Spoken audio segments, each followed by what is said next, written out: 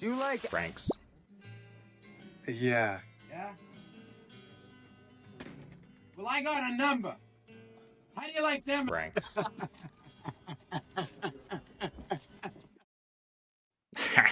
What is up? Welcome in to Adjust the Ranks, brought to you by the Double FU, the FU times 2, the fantasy football universe. We have a cinephile with us over here today in the Joey Wright. I'll introduce him in a second, but I figured I should play a modern masterpiece, if you want to call it that, in the intro. We'll talk a little bit about that. But first, quick little plug before we get into what we're doing today, which is a Scott Fishbowl 15 mock draft. We are the Fantasy Football Universe. We have a Discord. We will post the link to that if you want to join us and just talk ball with a bunch of guys from the Fantasy Football Universe. We are just trying to grow our community here in the offseason and beyond. We're trying to kind of, invite guests and just do a bunch of different things as we await this NFL season to begin, which is still months away. But let's talk to the man of the hour here, the man, the myth, the legendary Joey Wright, if I can get my directions correct. Joey, how are you today? How's it going? I'm doing really good. I had a burrito for lunch, so it's sitting a little heavy, I'm not gonna lie, but it was delicious. So I'm here. I'm excited. I'm ready to draft. I love Scott Fishbowl draft season almost as much as I love Scott Fish. So it's very high on my board. I'm excited. Thank you for having me here today. Very excited. Of course, man. I appreciate you coming in. The more important question, though, will be, how do you feel about Good Will Hunting on a scale of 1 to 10? Where do you place that movie? And more importantly, Matt Damon's performance in that movie. I'm actually really glad you asked me. I was on a plane about 4 months ago, and my movie did not download onto my laptop because I like having my movie off the, I liked having it downloaded on my MacBook, and I don't know if I forgot or it was only halfway. And so I had to use, was it United Airlines, whatever they had. And I just rolled across Good Will Hunting, and it had been a few years. And I was like, I'm just going to throw this on. And man, it holds up so well. Nice. And I'm older now. So I definitely start to feel a little bit more what the Robin Williams character is saying. And I've been married 10 years, and he loses his wife. And it's like, when you start looking at it through that lens, it's a completely different emotional experience. But I mean, Matt and Ben they're the bomb in that movie. I mean, they're so much fun. And I immediately, as soon as I heard the clip, you saw because you could see backstage, I perked up real quick. So it's on the shelf here somewhere. I'll pull it out. I love it. Important question from the chat. Were there snakes on that plane, Joey? There were not. That one of the more fun movie theater experiences I've had in my life, though, was Snakes on a Plane midnight screening. Rubber snakes flying through the air, and nice. That's a great, terrible movie. Me and my wife love to put on really phenomenal bad movies.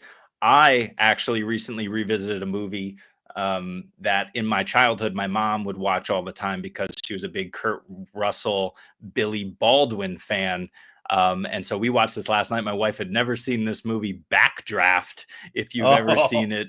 1991. I didn't realize how bad this movie was because I had only seen it when I was like 12 years old. Pretty terrible, but still pretty decent. We had a good some stuff happens on top of a fire truck in that movie. That's what I remember about Backdraft. That's true. Yeah. Oh gosh. Good stuff. Oh, saw it in theaters. Absolutely love that. Nice. My first, here's an interesting one, unrelated, but it just made me think of the only movie I've ever walked out of in movie theaters was with my dad when I was very young. Turner and Hooch. Did you ever see Turner and Hooch? That is, that's an all-time terrible movie. Might have been one. Did you like terrible in the way that it ends, or like it's just a bad movie? Oh, well, I didn't see the ending, so. Oh, I got some bad news about Hooch. Yeah. Some bad news. I can imagine. We got people questioning your bagel choice and wondering about garage trivia and Ocean's 8. Okay, so let's address each one of these. I actually didn't see Ocean's 8. I'm sure it's good. But my bagel choice in New York, listen, people crap on me. It's a wheat bagel with banana frost. It's banana Nutella cream cheese with strawberries on it. And all they want to do is get mad at me. It's delicious. And I know it doesn't have salmon or lox or whatever you want to have on it, but it's delicious. Yeah. And Jay Seeley, Jay Felicio, Alfredo Brown, all they want to do is make fun of me. So it's fine. I can't die on that hill with you as a native New Yorker. Now in Amsterdam, I will not die on that hill, but hey, do what you like. You know what I mean? Like, yes. We're all going to do what we like. Highest SFB finish. I've made the playoffs every single year, but that's about it. Probably, the semis, maybe one of those times. But it was, nothing to write home about. Bagel sounds delicious. Okay. We got a lot of bagel chat. Joey, how'd you do in the SFB? What's your favorite, year finish? I think it was SFB 13. I made it to the semifinals. I've always made the playoffs, but I've never had just that miraculous run. I think there's a way in the portal you can kind of look at it of where your finishes are. I should take a look at what my actual numerical finishes were. But one year I remember I was checking into like almost the final week and then just fell apart in week. That would have been 15 that year. Yeah. I hear that. But listen, it's a brand new year. So let's talk about that a little bit as we get on into things. It's brand new and we have a brand new scoring system. Of course, it's 6 points per passing touchdown. Just something to reference. 1 point per first down for everybody, both rushing and receiving. But the real big point things that we got to consider, number one is 2.5 points per reception on Sleeper. That's where we're drafting from today. So I think we're going to assume Sleeper rules here. That's absolutely crazy. Of course, an extra point per reception for those tight ends, which on Sleeper gets completely nuts. And then you have the Travis Hunter / perhaps Bo Melton rules where, these guys are here getting points for defensive IDP, standard scoring. So there's a lot here. What are you thinking in terms of just an approach this year with the heavy reception totals and Travis Hunter, or whatever comes to mind? So I think what I'm going to be doing this year is I don't know if I'm going to take a quarterback at all. You don't have to play one with the Ultra Flex. And as I plugged in one of the great things with Football Guys I was able to do is with anybody that has a subscription, I plugged in the Scott Fishbowl scoring into a dummy league on Sleeper. And then I connected that through our league sync and was able to take our Football Guys projections and put it with Scott Fishbowl scoring. And love it. My first quarterback is Lamar Jackson, 5th overall. And this is quote unquote a super flex league or ultra flex, however you want to say it. The next quarterback down would be, I'm still looking with this scoring, Joe Burrow at 21st overall. Wow. So I am hoping that when I'm poolside at Circa in Las Vegas 8 days from now, that people are going to go heavy quarterback and I can just scoop up really high caliber, volume based running backs and wide receivers. So I think that's going to be kind of my strategy, and tight ends too, because tight ends don't they get an extra point? Ooh, so 3.5. Give me all the Brock Bowers and Trey McBride I can get. 2 more questions before we kick some of this stuff off. Let's just hit Travis Hunter. I did notice on Football Guys and the projections that he is wide receiver 2 overall. What are you thinking? Is he going to play that much defense, or is he going to be that dominant as a receiver? What are your thoughts on Hunter, and will you be drafting him? I don't know if he's going to get as much work on the defensive side of the ball. I'm hoping he does. And the Jaguars apparently don't want me to find out because they denied my press credentials for the 1 hour before minicamp starts just yesterday. Damn. So Jacksonville Jaguars, Tony Khan, if you're watching this, let me in, man. Come on. They're watching. I just want to speak. Yeah. No, but I will draft Travis Hunter if he's there, but I am afraid that people are going to reach big time on him. Right now, I'm 22nd overall. So if he's on the board, I'm going 9th. I would have to reach for him with the 2.4 in this draft, and I'll see what's there. I might just to see what a build would look like. Might be fun, but at this point, if I'm drafting 9th, I don't think Travis Hunter is going to be there unless I take him with my second pick. Yeah, good point. Well, let's end on this before we jump off. Since you Mhm. are starting ninth, who are you looking for at the 9? Like, who is that first guy, or maybe a couple of guys who you're really happy to walk away with for your first pick, just to solidify, the rest of your build? Realistically, I'm kind of hoping Jahmyr Gibbs falls to me. A lot of Okay. people don't realize he was actually the RB1 in PPR last year. Everybody Yeah. thinks it was Saquon. It was actually Jahmyr Gibbs. So if Gibbs is there at the 9, I'm hoping people reach for quarterback. Jamar Chase goes. I'm hoping that I can get Gibbs there at the 9. He might not be there. Now that I've said it, one thing when I'm on mock draft shows, people like to come in and they like to snipe Yeah. me to try to get me off kilter. And usually it works. But this year I'm holding my cards close to my chest. But I'll give you Gibbs. Appreciate that. Yeah, we'll see. I mean, I think the tight ends will definitely go off. I'd be surprised if even McBride gets to me, let alone Bowers. But Kittle's an interesting name for sure. And then, of course, the quarterbacks, as you mentioned, I think those top 3 go. Certainly in the top 5, that's Lamar, Allen, and Daniels, however you want to slice it. Of course, you got Hurts, you got Burrow, especially in 6-point. So I do think all of those guys go probably before you, certainly before me. If any of them fall, I'm smashing it. And then you got the top wide receivers at, 2.5 per reception on sleepers. So if those guys are getting 100 targets, you're talking about Lamb, Chase, Jefferson, Nakua, St. Brown even. There's a lot of potential there for you in the first round. Do you like any of those names, assuming Gibbs is gone? You mentioned Bijan Robinson and Saquon, correct? Oh, I did not. Oh, you were just saying the quarterbacks. Yeah, no, so if Lamar or Josh Allen, Jaden Daniels, I would be happy with one of them at the 109. As I was looking at the list, I just kind of scrolled down to Burrow, but yeah, right after Lamar, Jaden Daniels and Josh Allen, 8th and 9th overall in projected points. Love it. I hope Awesome. they'll be there, but we'll see. Just one more time to quickly review. So it's 6-point per passing touchdown. Of course, you're getting those points per first down, both rushing and receiving. Running quarterbacks a little bit more valuable, even though they're devalued slightly with the 6-point. But then, of course, the 2.5 points per reception. So, Joey, we're probably looking at pass catching running backs, like you mentioned, Gibbs, perhaps a CMC, anyone who's getting heavy volume through the air. And then, of course, those heavy volume wide receivers and tight ends, 3.5 points on sleeper. If you look at the starting lineup, just another point of reference. This is one last thing I do just briefly want to touch on. 2 super flex spots, 9 flex spots. There's no positional need here. So we're really just drafting who's going to score you the most points. Does that, add a layer of strategy for you, or is that something that you think maybe just takes away that layer and it's really just get the best guys? I think it kind of is get the best guys. In Scott Fishbowl, you kind of need to go in trying to be contrarian, trying to be different than everything else.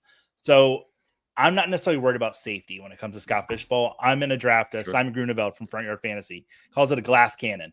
I'm going to be drafting a glass cannon. I don't care what your injury history is. If I think you can score the most points, like Alvin Kamara, like until he gets hurt every year, he's a top 5, top 6 running back every single week in the weekly rankings. Yeah. I'm going to be drafting Alvin Kamara. And then if he gets hurt, hopefully I'll get Kendre Miller later on in the draft to pick up some slack. But yeah, I'm drafting me a glass cannon. Awesome. Not worried about that safety position. Listen, on that note, let's fire things up here. Let's go. All right. So as you can see, we are going to go 12 rounds. So roughly half of the SFB draft. I think we're at 20, anywhere from 22 to 25, depending on the bench spots. I can't remember precisely, but we'll do roughly half the draft. We've got everybody in here full and almost everyone is ready to go. So we'll fire it up here and let's see how it begins. Just a note to everybody watching and everybody drafting. We do not have Scott Fishbowl scoring input, right, in this mock because not really possible in the mock draft features in Sleeper. But you can do that yourself, but to do that and cast it and invite people outside of a particular league gets difficult. So, we're doing our best here, but just keep that in mind as you draft. ADP is kind of up to you. Bijan went first, Joey. I see you made a face. Talk to me about Bijan a little bit. He was my number 1 ranked player in this format with this scoring. I have projected or in Football Guys for 601 fantasy points, which is 20 points more than the next guy who went right after him, and Saquon Barkley. I love it. Those Lamar, two running backs for sure. You mentioned Gibbs. We see Chase off the board. How are you feeling about Bowers? Do you think Bowers is someone who is a smash in the early rounds, or would you even pass on him at the 109? In favor of maybe a George Kittle who could produce even more than him this season? I know this offense is going to change a little bit, but Brock Bowers is still the best target they have there in Las Vegas. And in this format, 3.5 points per reception for Brock Bowers, it's hard not to. I mean, I wouldn't argue, and I'm sure he will go number 1 overall. I wouldn't even argue if he does. Yeah. Oh, I hear that. I mean, have a decision here. Geno Smith, a massive upgrade in Las Vegas. And then that line is getting a little better. And of course, Besh and the weapons there. So you see how this is all gone. I'll recap it and then we'll talk about your pick and Josh Allen. So Bijan, Barkley, Bowers to lead us off. Then at the 4, you get Lamar Jackson, Jamar Chase, Jahmyr Gibbs, Ashton Genty at the 107. Maybe a little spicy, maybe not. CD Lamb at the 108. And then Josh Allen for you, Joey. Tell us a little bit about Josh Allen and why. Yeah, Josh Allen was the best player available at the top of my queue. I would have preferred Lamar Jackson. Finished 3 fantasy points more per game last year than Josh Allen did, and it's even more in this format. So good on, what is it, Frito Bandito? That's a good name. I like that name. Yeah. So I would have gone Lamar, but Josh Allen, next best player in my queue. He is truthfully one of the best players in the league. He's going to get you fantasy points. It's not a bad pick in the first round in this type of a format. We'll see what else falls though. I don't know. Yep. I love that pick. Trey McBride at the 110. I could have went Kittle, but after Daniels went, I went Jefferson and Malik Neighbors, just trying to lock down those elite volume wide receivers. I have no concerns about their quarterback situations. Those guys are just phenomenal players. Should I have gone Joe Burrow? I feel like I might have, if this isn't a mock, but we're going to play around a little bit with it and see how far we can push quarterback. You mentioned the quarterback scoring is maybe a little bit more equal, and we only saw 3 quarterbacks go off the board in the first round. So at the 202, we got Amon-Ra, we got Puka at the 203, and your pick, Christian McCaffrey, volume monster through the air. Take us through it. Volume is king. Scott's been saying it over and over again. When Christian McCaffrey's on the field, he gets targets, he gets carries. He might throw the ball a couple times for you. He gets volume. I had 2 players in my queue. Josh Allen was 1. McCaffrey was 2. He made it all the way around to me. It was an instant click. I actually had to type his name in because he's so far down the board right now. Yeah. And if he gets hurt, I can go get Isaac Guerrero, and I know what his role is going to be. That 49ers backfield, it's pretty transparent of how they're going to next man up is how they play. So I will have to target Guerrero later on in this draft. Guerrero, how are you feeling about James? Is he someone you might take a stab on later, or you think you might just go Guerrero and, or bust? I probably will just stick with Guerrero. Just one handcuff. Yeah, he looked really good last year. So it's really hard to argue that. Brain Burst says a deep dive on the scoring format, and Bowers is worth a top 12 pick for sure. But to be worth it, he needs to have at least 9 TDs and 1,300 yards. That's insane. But 3.5 points per reception, might kind of level the playing field. People aren't so high on Bowers, but I think it's more of a devaluation based on Geno Smith, which I do not understand. How are you feeling about Geno and the new look Raiders offense, especially with Genty there? They got the band back together. I mean, Geno Smith and Pete Carroll, we saw Geno Smith's best years with Pete Carroll. I'm pretty confident that he'll be a serviceable quarterback for you every week. But I do think the offense is going to change a little bit. I think Bowers is going to get his targets, but Genie getting work there. I mean, they didn't draft him for nothing. So I do think he's going to get a ton of work. Where did he go in this draft? 7th overall? Beautiful. 107. Yeah. No arguments there. So after Christian McCaffrey, it's Jalen Hurts, Devon Achane, Joe Burrow, screaming value there, and Brian Thomas Jr. Out for the season. Brian Thomas Jr., if you read the early Twitter reports, he's fine if you listen to his coach about an hour later. So slight injury. That means nothing, but people freaking out already. It's that time of year. Derrick Henry at the 209. I absolutely love that pick. He's going to be a complete monster. And then you see the rest of this board with Nico at the 210. You got some good quarterbacks. I'm probably going to pick a quarterback myself, but you got Ladd McConkey. You could go someone like Amarian Hampton if you think his second half is going to be outstanding. Bucky Irving is no slouch. And then Travis Hunter is still sitting here. If people aren't going to take him, I think I'm going to take him at the 301. If Travis Hunter falls to 301, I got to take him, don't I? Yeah, you got it. Just for the fun. That's one aspect of fantasy football that I feel gets underrepresented on shows. Is it is supposed to be fun. And so if you've got, I always say, let your tiebreaker be like your favorite player. If you're stuck between two players and you truthfully can't decide which way to go, like which one do you like more? Is one of them on the Buccaneers? It's my favorite team. I'm going to take the Buccaneer every time if that's the tiebreaker. Yeah. And I'm hoping a Buccaneer does fall to me here. I love it. See. I really want a tight end I really want a quarterback. I have to take Travis Hunter. I'm just going to push it, kick the can way down the road. But I'm really happy with these three wide receivers, the volume I expect in the scoring. Hopefully all three top six guys at the position. We'll see. Nico at the 210, Brees at the 211, Jonathan Taylor at the 212. I picked Hunter, Bucky Irving. We've got one more pick until your pick, Joey. I won't make you give it away, but let's see who the retro coach goes with. And then we can start talking about you. But Drake London's on the board. We got some interesting some really good quarterback value still in 6 point. Ladd. I think looking at your squad, you might be leaning wide receiver with the names on the board here, but we'll give it a second. We'll see what happens. Oh, no. We'll see. There goes Drake. Who do you got? I'm going to take Josh Jacobs. I don't care what position you're playing.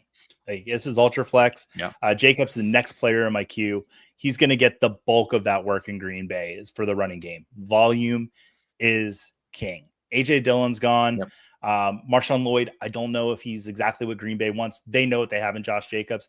As long as he stays healthy, he's going to be great. And glass cannon, let me tell you, McCaffrey and Jacobs. Yeah, listen, you have to. But if these guys really, all you're talking about is health, right? Allen's going to perform. So not super risky in the first round, but high elite upside. Christian McCaffrey and Jacobs, the only reason they're risky is because of injury. But I don't know if Josh Jacobs has ever gotten hurt. And then Christian McCaffrey always gets hurt. So you might as well, take both of them and balance each other, that risk out a little bit. Yeah. I do like that McConkey pick.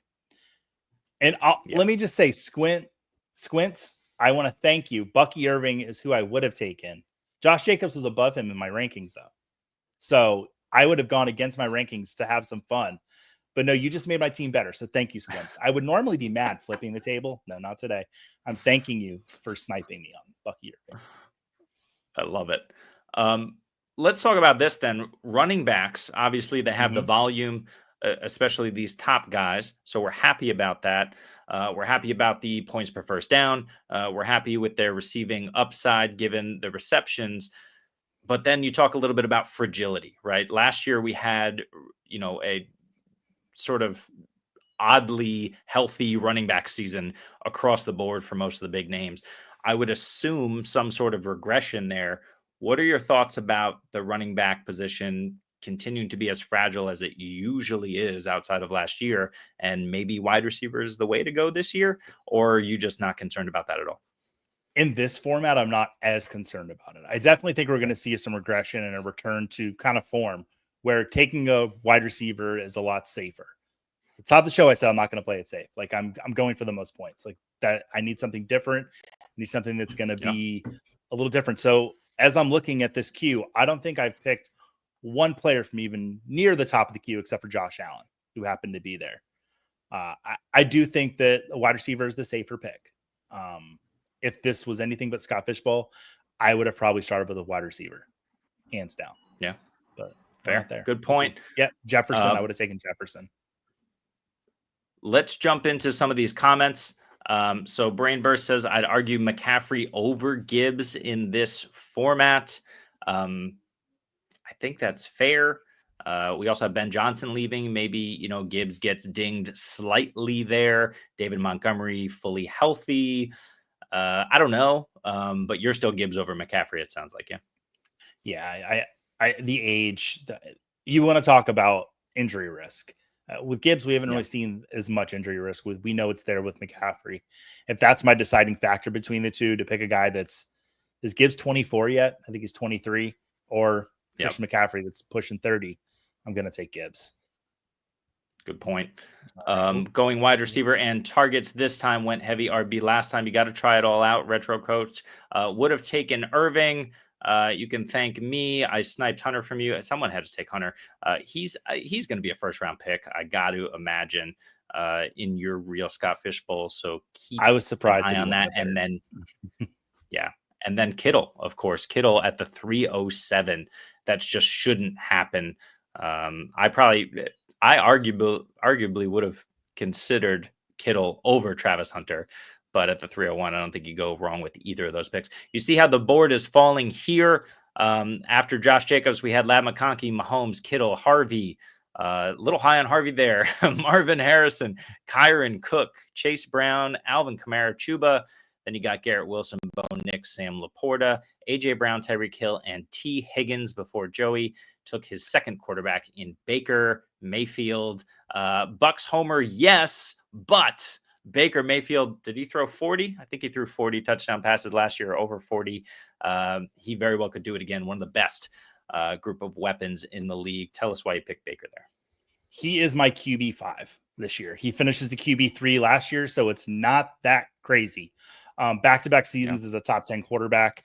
He went as the 8th quarterback here, so I'm elated to get him this late. And hey, I'm a Bucks fan. I'm going to have a lot more fun with my Scott Fishbowl team now, because every time I'm watching the Bucks game and Baker has a touchdown, that's going right to my Scott Fishbowl score. Love it.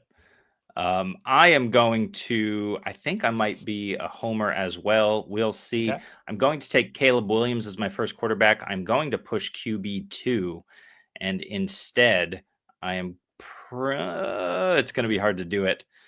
I might go Judkins. I love Travion Henderson this year. 2.5 yards per reception. I don't think I can do it this early. Barring some other names here. Yeah, we'll go Judkins, and maybe I'll get Travion Henderson on the other way around. Omari and Hampton, I like better. Judkins, I like his, his situation better. I really just think that Hampton is going to split with Najee for a lot longer than we want him to this year. What are your thoughts on those two guys and maybe the rookie running back crop in general for 2025? I prefer Hampton over Judkins. And it's honestly splitting hairs. Am I on the clock? I need to pick 1 second. Yeah, you are. Yep. We'll see if he's got one more year left in the tank. There you go. Yeah, to Kelsey. Honestly, I don't like the pick. He's just the last tight end that I'm really that confident that's going to be what, everybody? Volume. That's right. I don't think Noah Gray is getting any receptions in this offense. As many as definitely not as many as Travis Kelsey. Just stay on the field, Travis. Yeah. And my kids my daughters love Travis Kelsey for probably obvious reasons of his association. Sure. And believe me, I love Swift too. I'm not going to deny it. So yeah, so my daughters will be happy for me on this one as well. But no, he'll bring in receptions if he's healthy. So no worries about Travis Kelsey. Yeah. I prefer Hampton over Judkins, and I like the situation for Judkins a little better, but yeah, I just think Hampton being in that offense is going to get a little bit more work. Yeah. And look, I love that offense. I'm not hating on Hampton. I think he's absolutely a league winner at the end of the season. But you do need to get to the end of the season. So as of right now, I'm not sure how it's going to shake out once August hits, but Quinshawn, I just think, has the better opportunity. Situation a little bit the same. Maybe the Chargers have the Chargers certainly have the better offensive line, potentially the better situation, but the Chargers defense is also awful, and they're going to be in a lot more shootouts than we really want them to be. But look, maybe Hampton starts on third downs, and then just progressively gets more and more work as the season builds. So I don't hate it. Like you said, it's splitting hairs, but I took Judkins. What do you got? Can I ask you a question? Yeah, of course. How much do you think Najee is going to be involved there with the Chargers to start the season? A lot. I think to start the season, he's going to be the 1A. There's a couple of things, right? Number one, it's just the ramp up to the NFL game. Running backs typically don't have as much of an issue as other positions, right? It's kind of just like get the ball, hit the hole, but if Hampton is going to be more of a third down guy, at least to start, right? Because is Najee necessarily the greatest pass catching running back? He can do it. But I don't see Najee as the third down guy. So if it's going to be Hampton, you got to learn blocking assignments. You got to learn calls and protections. That sort of things lends itself typically to rookies, ramping up a bit more slowly. I just don't see him on the field as much as we want him on the field in the beginning of the season. By week 6, sure, wheels up. Perfect. Shout out to Sario. They are killing this draft. Like good. Absolutely. Every pick they made have been like, man, that's a good pick. I was also looking at JJ Willie, running back monster over there. Barkley, Hall, Cook, Hubbard, Connor, and David Montgomery, the highest of T's right there. Ridiculous. Yeah, that's the guy when you go to the gym, just walks around the locker room with no towel on. Just no shame. Well, look at him. Listen, if your name is JJ Willie, I think you were required to walk around the locker room with no towel on. Joey's picking here at the 609 in a second. After he took Kelsey in the 5th, we have Rashee Rice, Travion Henderson, another rookie RB at the 5-6, Pacheco, Jordan Love, DJ Moore, Justin Herbert, James Conner, and Justin Fields to end out the round. Look, he probably starts the whole season there. If he does, he's easily a top 10 quarterback with that rushing upside. You got Kyler Murray, David Montgomery, Zay Flowers, TJ Hawkinson, the forgotten tight end man, who should be okay, more than okay this year if he's healthy. Caleb Johnson, Brock Purdy, and Mike Evans. We got Jeremy trying to snipe you here. Maybe he did it with Tet, maybe not. Joey, who you going with? He didn't get me. He didn't snipe me. I am actually going to go Joe Mixon just so I can talk about it a little bit because everybody's a little scared. Because Nick Chubb's now there. I'm not worried. I think Nick Chubb is I was talking to Dave Kluge yesterday, and Dave said that he wouldn't be surprised if Chubb just does not make the roster. But they get him to acclimated with the playbook. They have him ready to go. So if something does happen to Mixon, they can just call Nick Chubb up and say, hey, come on, hop in. You know the playbook. Okay. Let's go. Yeah. But I think Mixon's got that workload as long as he's healthy. Yeah, I would agree with that. As much as that hurts my heart, no Dameon Pierce. Or Dare Ogunbowale or Woody Marks, who's the draft darling for some.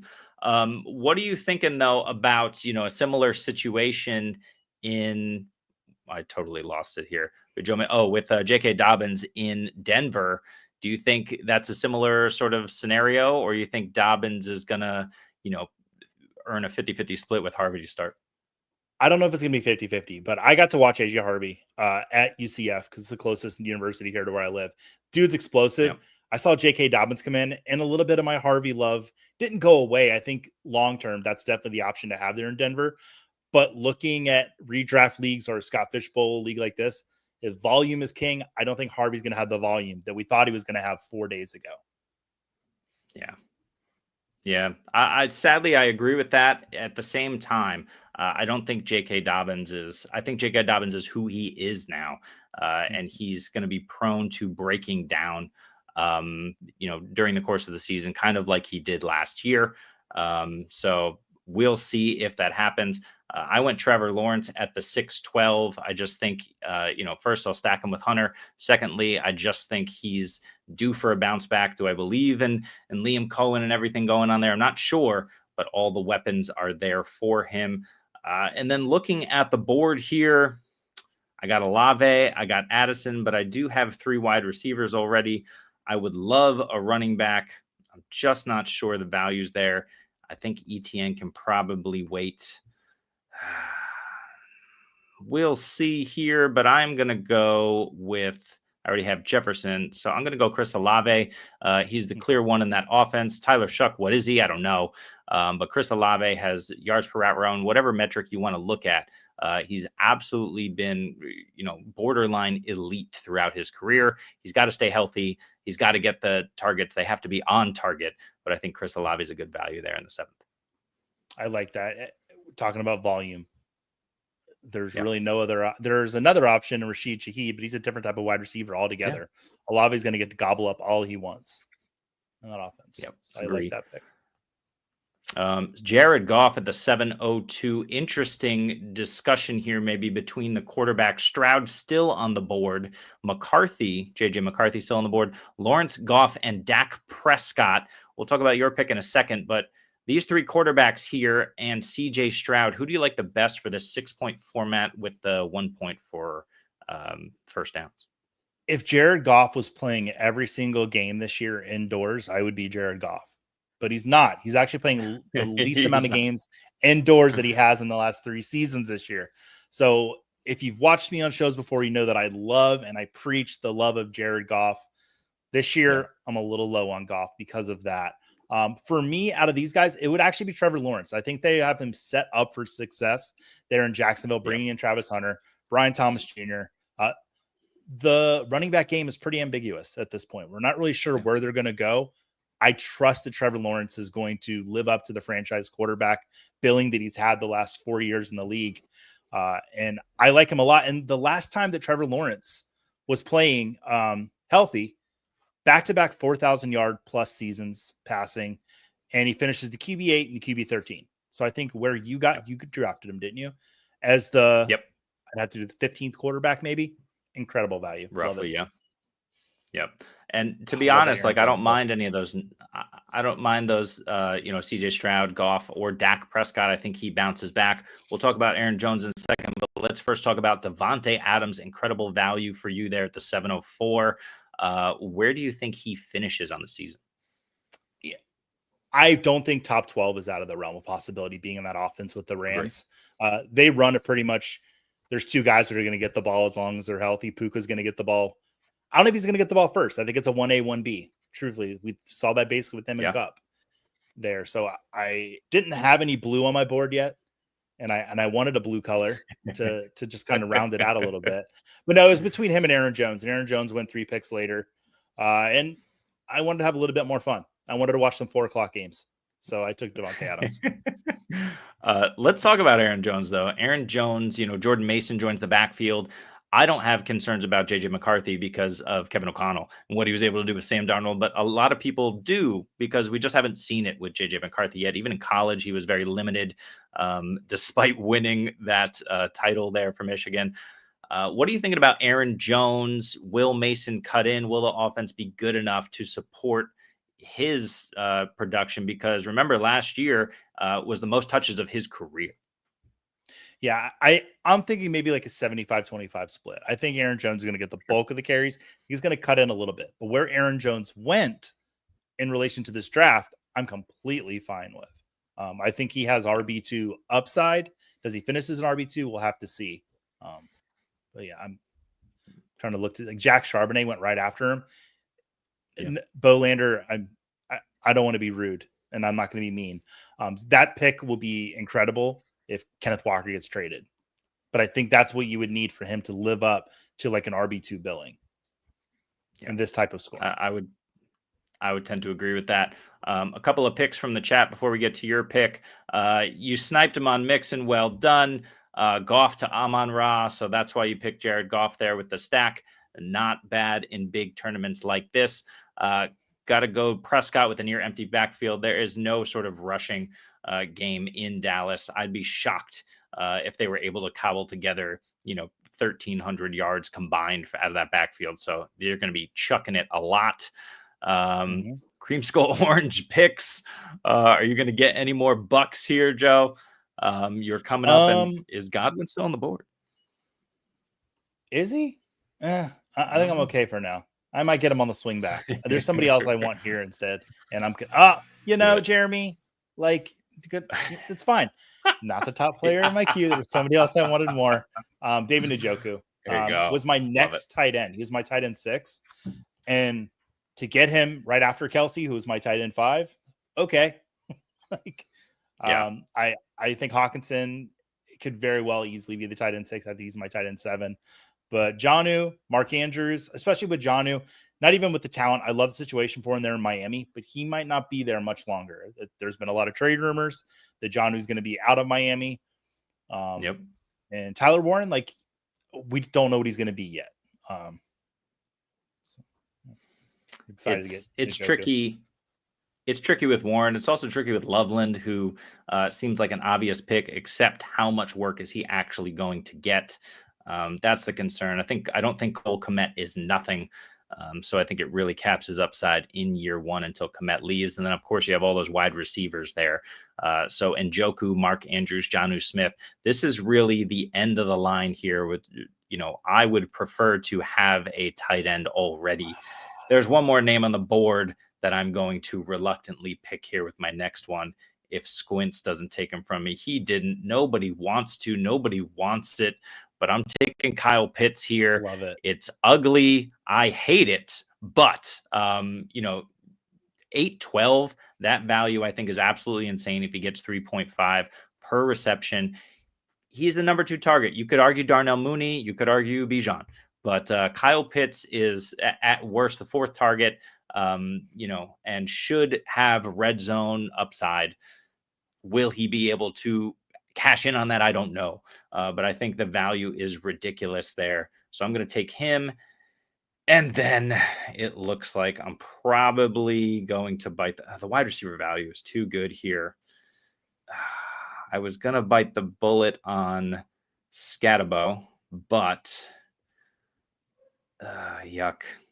All right, I'm just going to do it. This isn't actually that bad. I was considering George Pickens there, but Jameson Williams just makes more sense to me. Of course, he's not going to be the volume hog that you want, but JMO can take 3 targets, turn it in for 162 touchdowns any given week. So I like that upside toward the, as my 5th, 6th flex option, 6 of 9. So happy with Pitts and Williams there. I thought I was on the clock. I was like clicking and hit it and go. I like the Williams pick. He gets targeted a lot.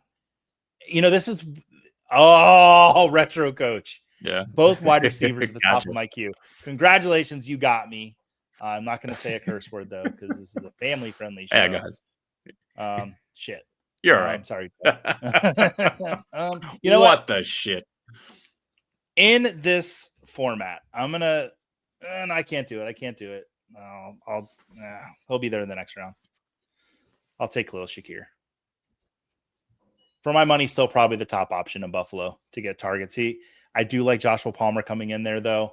So this was kind of both my guys I like got taken. So I needed to grab somebody here. So not that much of a panic pick, but maybe I panicked a little.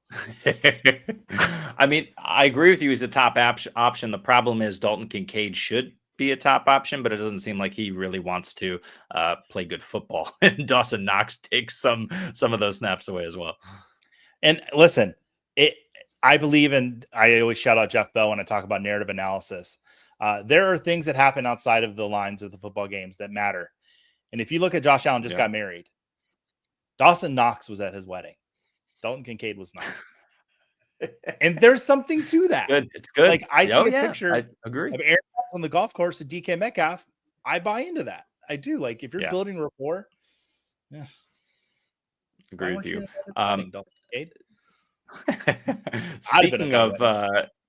Speaking of Aaron Rodgers, we got Pat Freiermuth at the 9-8. I just think there's no one else there. And we know Freiermuth can kind of sit in a hole and just wait for the ball to come to him. Aaron Rodgers will want to get rid of it as fast as possible. So Freiermuth is a good option. But to be honest, I want Kyle Pitts more. I do not want Kyle Pitts more than Evan Ingram. I'm a little mad that I missed him at the 9-02. Loveland goes at the 9-11. Joey, let's pretend that David Njoku was off the board. Pitts, Ingram, Freiermuth, maybe even Loveland. Who do you prefer of that group? I would have taken Pitts.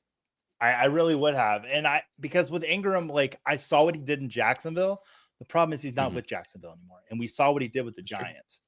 I don't know if the situation Yeah. in Denver is any better for him. I can't say that there was a fantasy relevant tight end in Denver last year when we all thought there was going to be. So I'm not wheels up on Ingram. I'm still on the runway. I want to make sure that, they're certified to be a pilot before I'm ready to take off there. Oh, that Juwan Jennings pick was going to be mine. That's a good one. That's a really good pick. Well, let's talk about this through 9 rounds. You're about to make your round 10 selection. You have your 2 super flex spots. You got 1, 2, 3, 4, 5, 6 or 7, I guess, spots of the flex. 2 more flexes. Again, we're not really caring about position, but are you comfortable enough with the balance that you're just taking any old person? You don't feel like you need to grab a tight end here? Or is there a position that you want to kind of just solidify for whatever? There's a player I want because of receptions. And I think this player could get a good amount of receptions according to what we saw last year in a certain offense.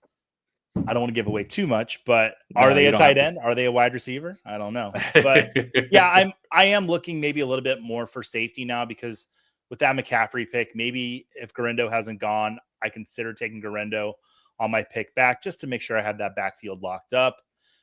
Go ahead, retro coach and Jeremy, have fun. Go ahead and snipe them from me. I said that I was going to do it. So if you do it now, looks like you don't know what you're doing. So how do you feel about that? Okay, that Pearsall pick was use good. the reverse psychology. So I'm going to take a little bit of a reach here, but I want a contrarian lineup in Scott Fishbowl. I don't want to have the same as everyone else.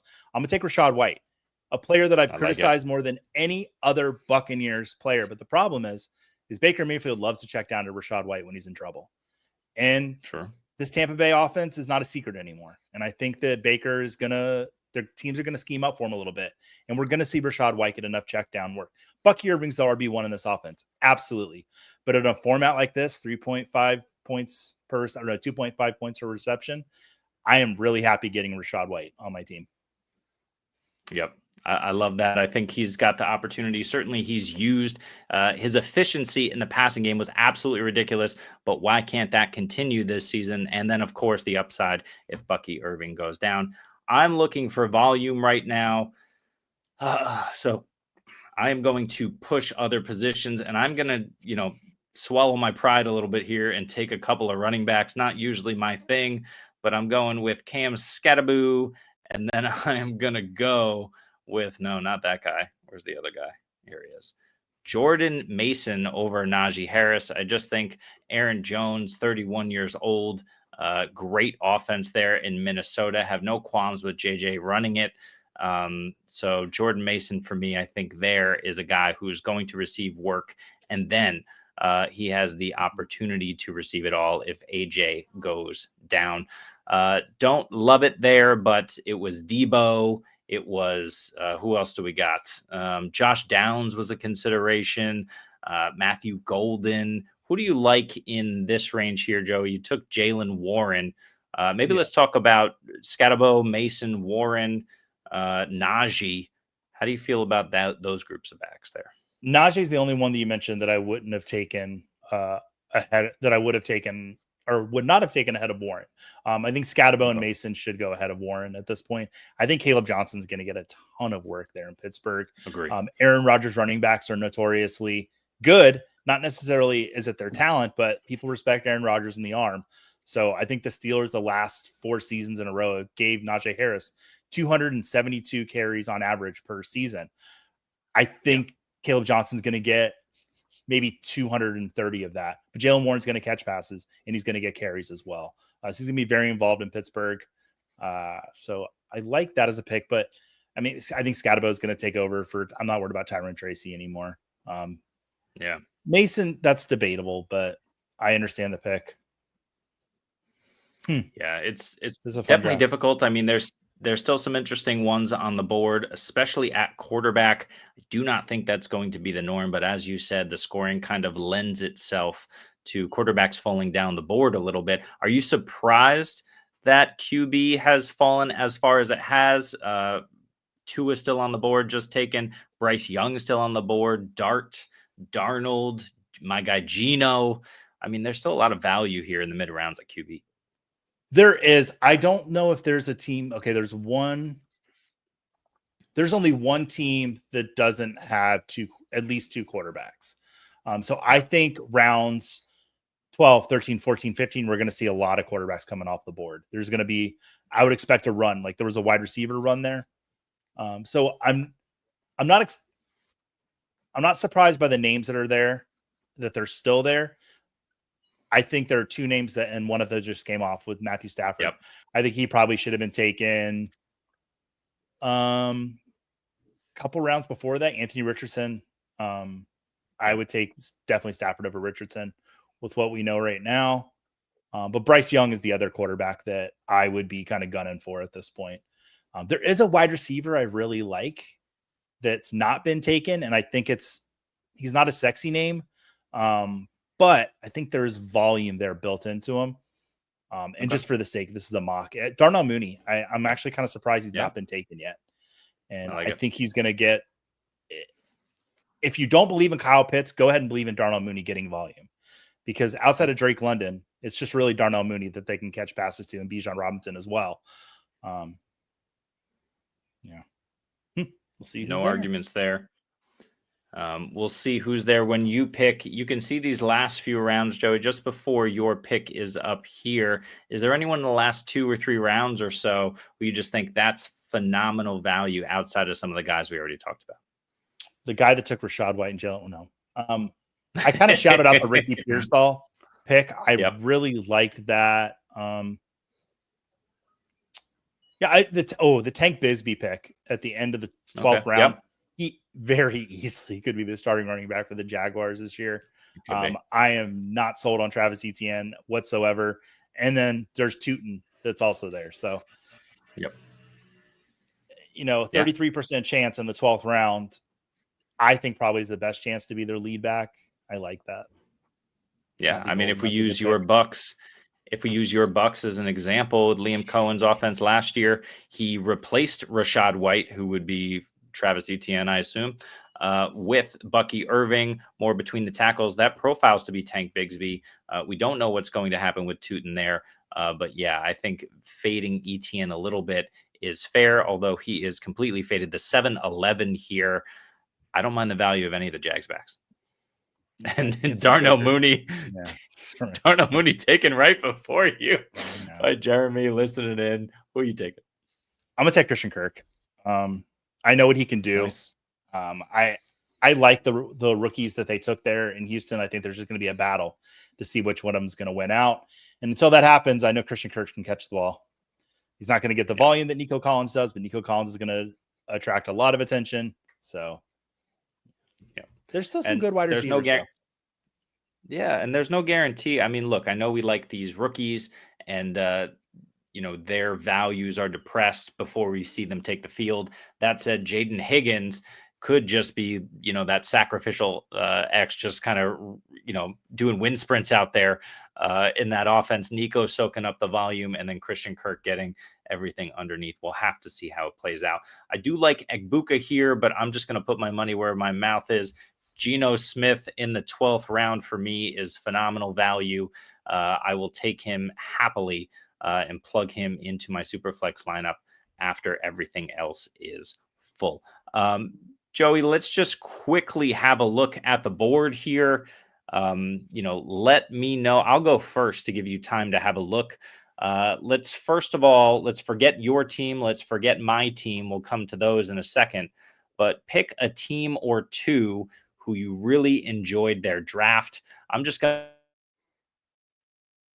8 wide receiver crazy, but he got a lot of ones. And remember, we don't really need to worry about positional value. So he's got Jalen Hurts. There's still plenty of QB value on the board. Sam Darnold, Jackson Dart. I mean, you got starting QBs here in these later rounds. Tyler Shuck. So you don't love it, but if the rest of your lineup is great, like this particular lineup is DK at the 705, Godwin at the 88, Addison at the 905. You mentioned Pearsall, Downs. I mean, these are volume monsters. And then I'll just go to JJ Willie because I liked his strategy. A ton of running backs, 7 in a row. You talk about volume and then just look at the tight ends that he was able to accrue. And Matthew Stafford as well. You have to imagine that, he's going to come back and take one of those quarterbacks that we mentioned. But he is in line as well to just eat up a ton of volume if those guys can stay healthy. So those are my two, Joey. Anyone else that you like their draft? Frito Bandito. I shouted him out earlier. That Raven stack debating was fun. And then I kind of stopped looking at what they were doing because they were far away from me. But as I'm going down through, I think Marvin Harrison's going to have a bounce back season. Bo Nix is another great quarterback in this format. Kind of does a lot of everything. DJ Moore, I still think he's the best wide receiver in Chicago. TJ Hawkinson, one of the best tight ends you can get. Sutton, best wide receiver in Denver. Best wide receiver in Cleveland. Okay, best wide receiver in Las Vegas. So you're saying just volume. And then the Tucker Craft is a second tight end. I like it. And Trey Harris is cute. I like it. Yeah. Absolutely. Here's the thing is he could end up leading that team in targets and I wouldn't be shocked. But that's also your 12th round pick. So I'm not going to crap on it. I like Trey Harris a lot. I just don't think Quentin Johnston is dead, people. I think he's still alive. He gets touchdowns. I think he's still serviceable. Yeah, he does. But that might end with Trey Harris coming in. So. Yeah, I do just wonder with the volume because he did break off a lot of big ones, right?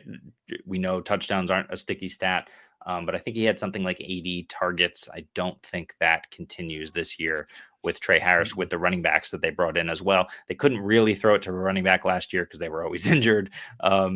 This year they get the upgrade all around. So I'm just curious to see. And then of course it was Will Disley. I think Disley's still there, but they brought in Conklin. And I think they drafted Gadsden as well, right? So they have some interesting weapons Gadsden there. Well. I forgot they brought Conklin. So some interesting weapons over there in LA. Palmer out, of course, but yeah, QJ, he can do it, but I'm a bet on Trey Harris personally over QJ. Let's talk about our teams and then we'll get out of here. So Joey, take me through how you feel about your team. Upon reflection, what grade do you give yourself? And is there maybe a pick that you absolutely love or a pick that you regret in hindsight? What are you thinking? I give myself a B. I'm going to be fair to myself. Getting Josh Allen at the 109 in the scoring format with the projections, he was the 9th best player. Crazy. So that was the pick I should make. And I wasn't really excited about any of the other picks. It all just felt kind of like, okay, this is the pick I make. But then I got Baker at the 409, my 32nd total ranked player, getting around pick. What would that be? 40? No, like even later than that, like 44. 45, yeah. 45, yeah. So pick 40. Yeah. So I got good value on Baker there. And then everything else is just really volume picks. I mean, volume is king. I keep hearing it. Yeah. I keep saying it. I'm going to keep following it. Njoku in the 8th round that felt like a sneaky pick that I shouldn't have got to make. Yeah. I like my team a lot. It's a B. We'll see if it needs to stay healthy. Yeah. Of course, but these 3 picks, especially, you want to talk about volume, Mixon, Adams, and Njoku, all that, Kelsey, maybe he's declining in terms of his skills. Maybe it won't matter, but Mixon, Devontae Adams, and Njoku for the value that you got, and provided they stay healthy, I think were absolute smash picks in addition to the guys you got at the top. Love it. I would give you A-. I'm going A- with that squad. With my squad, I am going to go B. Solid B. I won't go to B- because I love the volume I got at the top. Wide receiver was the value in Travis Hunter. I think he's going to be at least worth a 3rd round pick in this format. I think he'll get on the field enough on defense. And then, of course, there's the opportunity that he just plays both ways for the second half of the season. And then you can really get a smash. But I think he's going to be a good enough wide receiver and the number 2 option there, clearly. I did stack him with Lawrence. I was happy with that. Caleb Williams, I like. Quinshon Judkins, as you mentioned, don't love it, don't hate it. James Conner, David Montgomery, even Caleb Johnson or Travion Henderson potentially over Judkins, even Amari and Hampton over him. And then Chris Olave, Kyle Pitts, that kind of grouping there. I would have preferred Evan Ingram. Those running backs, I waited a little bit too long just to grab another running back or two personally. So I'll give it a solid B. I got a lot of guys I'm happy with. and I got my 3 quarterbacks before the end of round 12, but overall, just okay. You're 6, 7, 8. Like Trevor Lawrence, Chris Olave, Kyle Pitts. I really personally like those picks a lot. Lawrence is somebody I'm really, really high on. I think Chris Olave is going to get all the work that he can handle this year. So especially those 2 picks, I think you knocked out of the park. Sweet. Let's switch teams, and then I'll win Scott Fishbowl. How about that? Okay. All right. Oh, wow. I love it. I love it. Listen, Joey, I really appreciate you joining us here for the SFB 15 mock. Just in case, if for some reason you don't know, the Scott Fishbowl has been going on for 15 years, of course, but they do some great things. Joey, if you wouldn't mind just telling everybody a little bit about what Fantasy Cares does and where all the proceeds for this ends up going, just in case there's somebody watching who isn't familiar with what's going on here. Yeah, so Fantasy Cares has kind of become the premier charity fantasy outlet in the industry right now. I mean, Scott Fishbowl is the biggest thing. People donate. They donate. Toys for Tots gets a lot of it, but there's other charities. The National Coalition Against Domestic Violence, they do donations to that as well. There's a lot of cool things coming up on the back burner as well with Fantasy Cares. A lot of other people and charities going to be supported. What they're doing is great, great work, and it all kind of starts and kind of is the pinnacle with Scott Fishbowl every year. Yeah. And you can just straight up donate. In fact, Going for Two, Jeff Lambert has a donation match out right now. It's on the tweet to this at Adjust the Ranks. If you check that out, he's pinned that information below in the comments, so you can check that out. We'll also put it in the comments here if you want a donation match. But you don't just have to donate. You can also get some stuff. You can go buy some merch at the merch store. There's some awesome designs there oh, you got one on? What do you got? Yeah, I got this 2 days ago. This is Austin nice. FC, their soccer club. That's their logo. Yep. But I've got a Liverpool shirt from the Bob Gilchrist specifically made for me. It's available in the shop for everybody, though. But it is the best Fishbowl shirt that's been created. Every little detail that's in that shirt is unbelievable. My wife was blown away when I showed her. She's like, that they could sell that in stores. So, yeah, good stuff. Yeah. That's fantastic. The Retro Coach, just so you know, you can donate to Draft with Matthew Berry, and then merch purchases get you entries into a drawing for a Switch 2. All right. But the merch is also cool. The T-shirts, I think there's hats as well. They've done all the professional teams, like you've mentioned. They've done soccer teams as well, or football, as we call it over here in Amsterdam and in Europe. So just check it out. Fantasy Cares. It does some great stuff. Scott Fish obviously does some great stuff. So thank you so much for joining us for our first Scott Fishbowl mock. We're going to be doing at least one per week throughout the month of June, potentially more. So join us again next time. So for this guy, I'm this guy, and we will see you guys next time. Mock, yeah, ing, yeah, bird, yeah, yeah, yeah, mockingbird.